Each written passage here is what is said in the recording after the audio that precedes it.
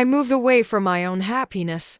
But is it wrong? Let me give you some background. I'm a 20-year-old guy, and when I was around 8, my parents went through an awful divorce. My mom found out my dad cheated, and it got messy. My dad ended up with 15% visitation every other weekend and 50% legal custody. During those early years, my mom made me hate my dad. She'd talk badly about him and made sure I dreaded going to his house. As a kid, I didn't question it. She was hurt, and I just went along with it. Fast forward to now, I'm an adult, trying to figure out my life. A few weeks ago, I visited my dad in Alabama, and he suggested I move in with him for a few months before heading off to join the military. It felt like a good plan, so I told my mom and grandma, thinking they'd understand. Spoiler, they didn't. My mom completely lost it. She threatened to check herself into a mental hospital and said she wouldn't come out. Then she told me I'd no longer have a home with her after my elderly husky passes away. She even said she wouldn't have a relationship with me anymore. Basically,